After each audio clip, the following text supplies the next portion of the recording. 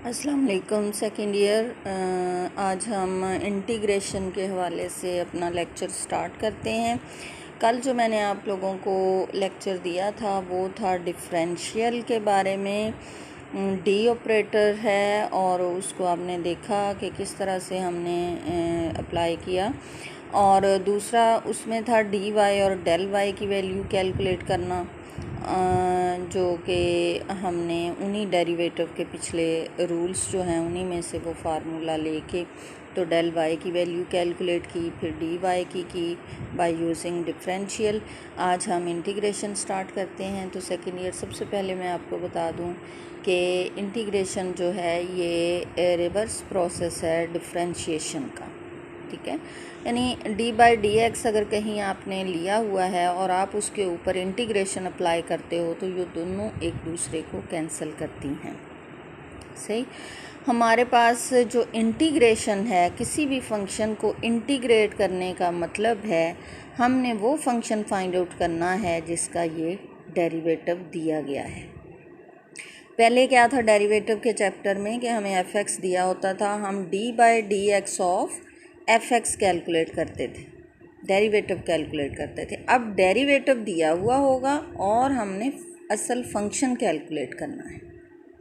इस तरह से इंटीग्रेशन जो है ये रिवर्स है, रिवर्स प्रोसेस ऑफ डेरिवेटिव।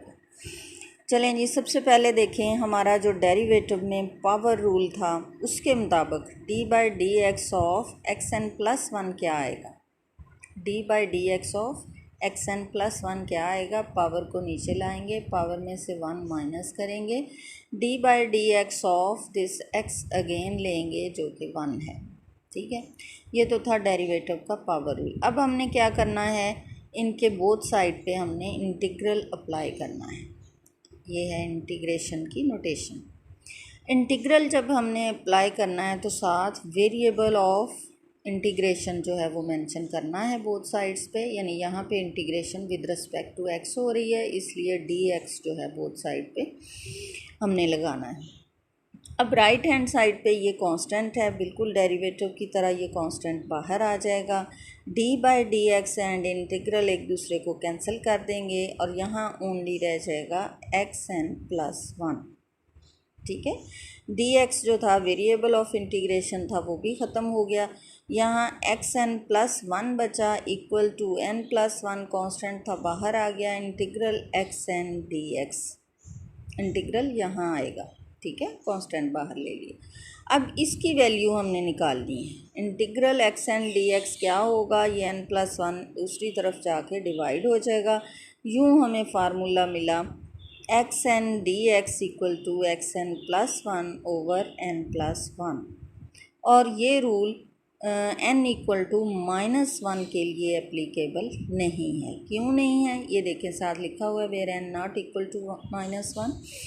क्यों एप्लीकेबल नहीं है n equal to minus one के लिए, क्योंकि अगर हम एन इक्वल टू यहाँ माइनस वन लेते हैं तो फार्मूले में यहाँ आ जाएगा x minus one plus one, नीचे आ जाएगा माइनस वन प्लस वन जो कि ज़ीरो है, और डिनोमिनेटर में जब ज़ीरो आता है तो आंसर इन्फिनिटी हो जाता है। इसलिए this formula is not defined for n equal to minus one. और अगर फिर सवाल ये पैदा होता है कि अगर n equal to minus one के लिए ये डिफाइंड नहीं है तो फिर n equal to minus one अगर आ जाए तो फिर हम क्या करें, तो फिर उसका फार्मूला आप देखें हमारे पास, आगे चलते हैं। n equal to minus one कर दें तो हमारा इंटीग्रल बनता है x raise to power minus one d x, और x raise to power minus one को हम लिख सकते हैं one over x d x. और याद रखें ये formula x equal to zero के लिए डिफाइंड नहीं है, क्योंकि डिनोमिनेटर में यहाँ भी अगर ज़ीरो आ जाता है तो ये फंक्शन अनडिफाइंड हो जाता है, यानी इसकी कोई डेफिनेट वैल्यू नहीं आएगी। अब डेरिवेटिव से आपने देखा d by d x l n x क्या होता है, one over x d by d x of x which is one, यानी derivative of l n x is equal to one over x. Both side पे हम integration लें तो हमारे पास इधर वाली साइड से डी बाई डी एक्स ख़त्म हो जाएगा, ओनली एल एन एक्स बचेगा, और इधर हमारे पास integral one over x d x आ जाएगा। तो integral 1/x dx will be equal to ln x plus c. Constant हमेशा हमने आफ्टर इंटीग्रेशन ऐड करना है, यहाँ भी ऐड करना है। कांस्टेंट ऑफ इंटीग्रेशन इसको हम कहते हैं और ये हमेशा ऐड होता है। अच्छा, अब हम देखें यहाँ पे एक चीज़ और एक्सप्लेन की गई है कि लॉग जो है ज़ीरो का और नेगेटिव का लॉग डिफाइंड नहीं होता, ठीक है, does not exist, therefore in above formula mod, ये जो हमने लिया यहाँ पे तो मॉड नहीं था, यहाँ पे हमने मॉड लिया, यहाँ भी होना चाहिए, क्योंकि लॉग जो है ओनली पॉजिटिव नंबर्स का डिफाइन होता है, ज़ीरो का भी नहीं होता और जो है नेगेटिव नंबर्स का भी डिफाइन नहीं होता। इसलिए एक्स के गिर्द हम मॉड लगा देते हैं कि ये तभी आएगा आंसर जब ये पॉजिटिव होगा, एक्स जो है हमेशा, ठीक है। We are taking a log of positive quantity, ये हमें इस बात का यकीन दिलाता है कि हम हमेशा पॉजिटिव वैल्यू का ही लॉग लेते हैं। तो सेकेंड ईयर इंटीग्रेशन के ये दो फार्मूलाज आपके पास आ गए हैं जो कि एक्चुअली हमने डेरिवेटिव में से ही निकाले हैं। इंटीग्रेशन के रूल्स जो हैं वो डेरिवेटिव में से ही आते हैं। अब इनको आप याद कर लें। तो ये तो इनका प्रोसेस था ना, ये फार्मूला आया कैसे, अब आपने ये फार्मूले याद कर लेने हैं और उसके बाद हम एक्सरसाइज सॉल्व करेंगे। अब हमारे पास एक फार्मूला है, integral of x n d x will be equal to x n plus 1/n+1। यहाँ एक चीज़ मैं बताती चलूँ कि जिस तरह डेरिवेटिव में हम अंदर वाली चीज़ का डेरिवेटिव अगेन मल्टीप्लाई होता था, यहाँ भी अंदर वाली चीज़ का डेरिवेटिव यहाँ पे आएगा नीचे डिनोमिनेटर में, d/dx ऑफ x यहाँ डिनोमिनेटर में मौजूद है, लेकिन चूँकि वो 1 है इसलिए मेंशन नहीं किया गया।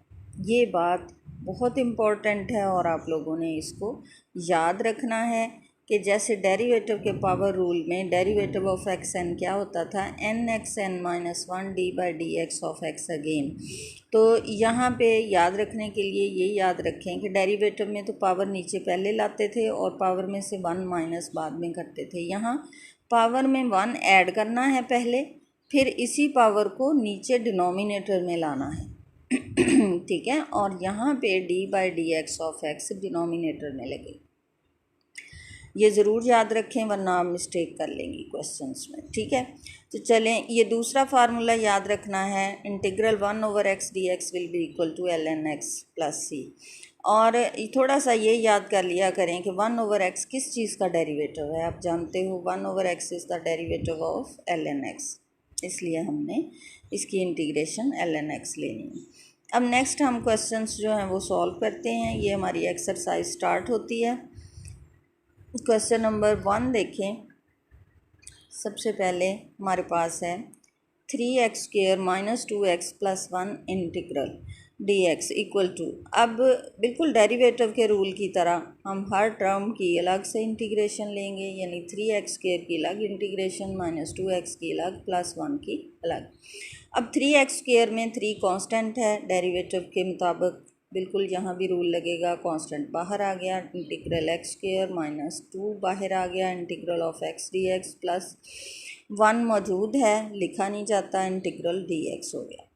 अब 3 अपनी जगह मौजूद रहेगा, सिर्फ जिसके ऊपर इंटीग्रल है, बिल्कुल जैसे d/dx ऑफ एनी फंक्शन होता था उस पर हमारा फोकस होता था, इंटीग्रल ऑफ x² पे आपका फोकस होना है, बाकी चीज़ें एज इट इज़ नीचे आ जाएंगी। इस पे पावर रूल लगेगा कौन सा, कि integral xn equal to xn + 1/n+1 d/dx of x।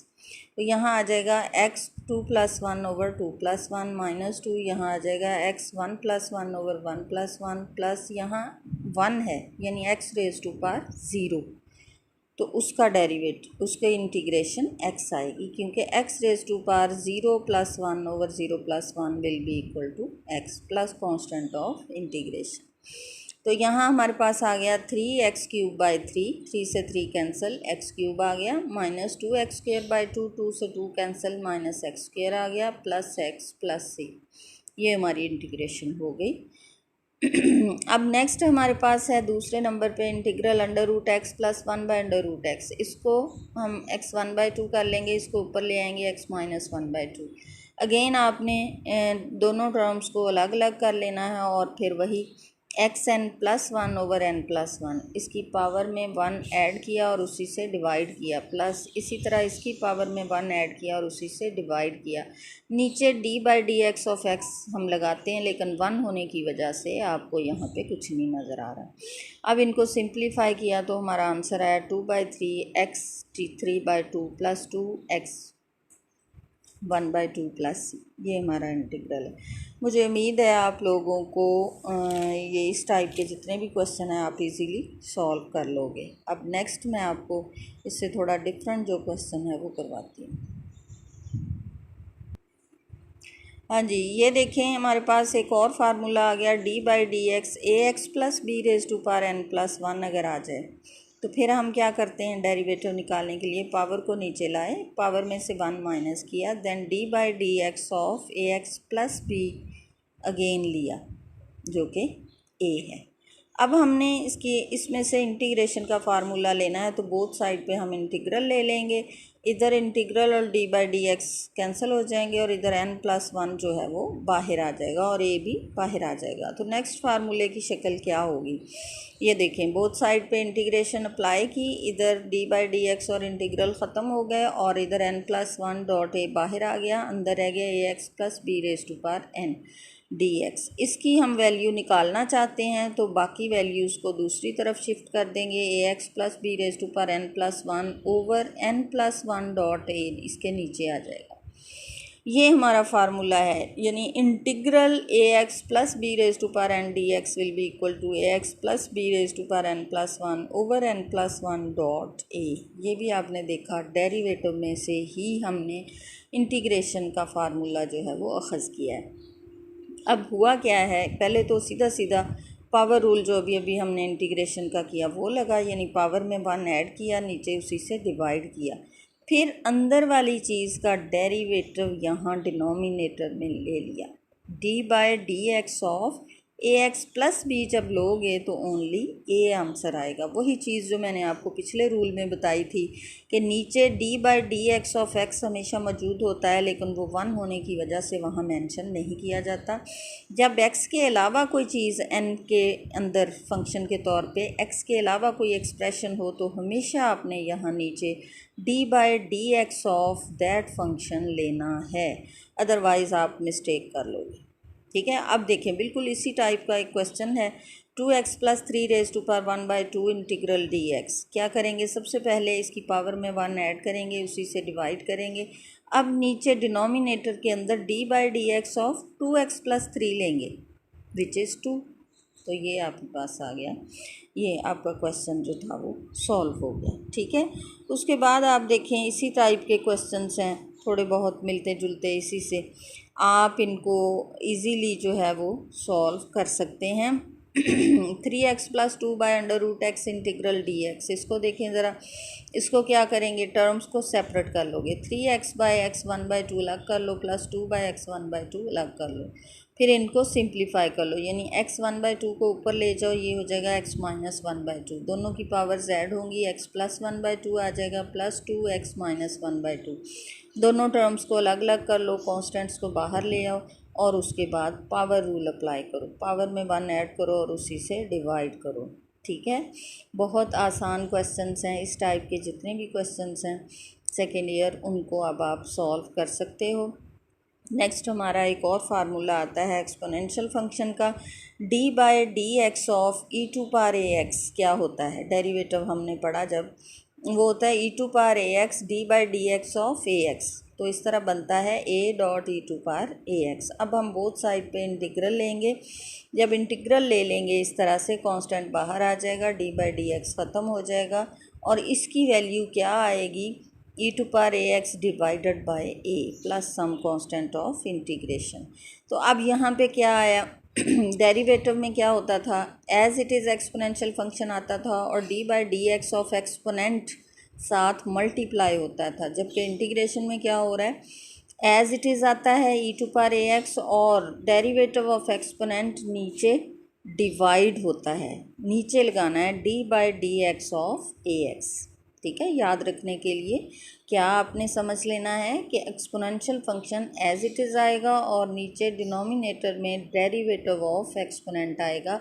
Derivative में एक्सपोनेंट का डेरिवेटिव साथ मल्टीप्लाई होता था, इंटीग्रेशन में एक्सपोनेंट का डेरिवेटिव नीचे डिवाइड होता है। इससे रिलेटेड ये क्वेश्चन देख लें। हमारे पास e2x plus EX by EX integral. सबसे पहले तो टर्म्स को सेपरेट कर लो, ये इसके नीचे भी आ जाएगा, इसके नीचे भी। हमारा फंक्शन सिंप्लीफाई होके ये आ गया। अब हमने इसकी इंटीग्रेशन अलग लेनी है, इसकी अलग लेनी है। जब इसकी लेंगे तो क्या आएगी, एक्सपोनेंट EX आ जाएगा और डिनोमिनेटर में आएगा d by d x of x which is 1। ठीक है, डिनोमिनेटर में डेरिवेटिव ऑफ एक्सपोनेंट आएगा विच इज़ 1 प्लस 1 dx है, इसकी इंटीग्रेशन x प्लस c। मुझे उम्मीद है आप लोगों को इंटीग्रेशन का लेक्चर अच्छा लगा होगा बेटा। जिन बच्चों ने डेरिवेटिव बहुत अच्छे तरीके से कर लिया है उनके लिए इंटीग्रेशन कोई प्रॉब्लम नहीं है, बहुत इजीली वो इसको पिक करेंगे।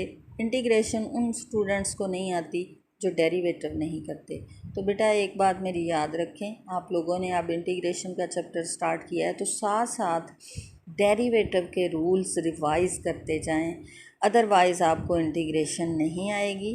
बेहतर है आप लोग पीछे से रिवीजन स्टार्ट कर दें जो 2.3 एक्सरसाइज से। चलें, बाय डेफिनेशन डेरिवेटिव छोड़ के आगे जो 2.3 है वहाँ से तमाम रूल्स की रिवीजन स्टार्ट कर दें, एक्सरसाइजेस की कर दें, तो आपको साथ साथ इंटीग्रेशन जो है वो बहुत आसान लगेगी और बहुत मज़े की लगेगी।